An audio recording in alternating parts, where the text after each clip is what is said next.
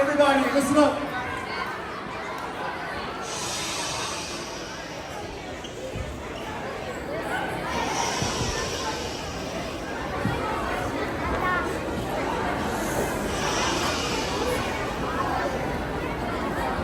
All right, I have two very quick stories that go back to the founding of the school that I think are worth sort of holding tonight. I'll make them super quick, and then we'll cut some cake.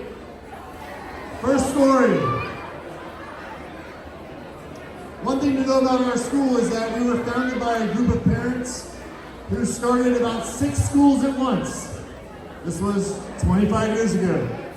And they started with this idea that we're going to start 6 or so schools.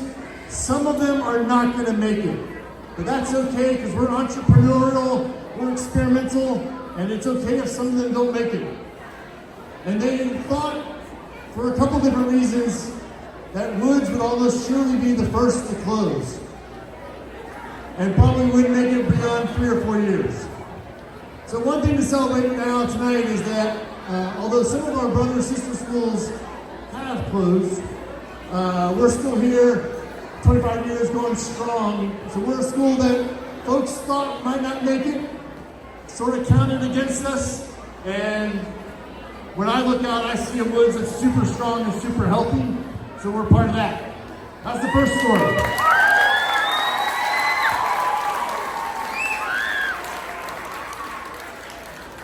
And I like to think about those families when they started Woods.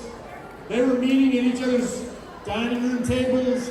They were meeting each other in living rooms of each other's houses to dream up this school. And here we are gathered in the living room of Woods Charter School, and we're still growing and dreaming this school together.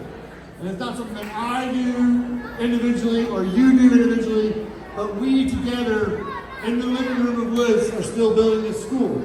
The second story, the name of Woods. So they were building all these schools at once. They were thinking about the design of the schools, and they were not thinking very much about what to name these 6 schools that they were starting up at once. One of the founders had built his home in the Woods with his other family members, and they often traveled abroad for their work. And when they would come home to their family compound, they called that place the Woods. And so for them, the Woods meant coming home to the place where you felt like you actually belonged. And the place where you really wanted to be was the Woods. So when he was filling out this charter school application for the Department of Public Instruction, he wrote the Woods, because he wanted the school to be a place where people actually felt a deeper sense of belonging, and that was their place. So here we are again in the living room of Woods, and we're still building and growing that place, which is called the Woods. That's the last story. That was number 2. You made it through 2 stories. For those of you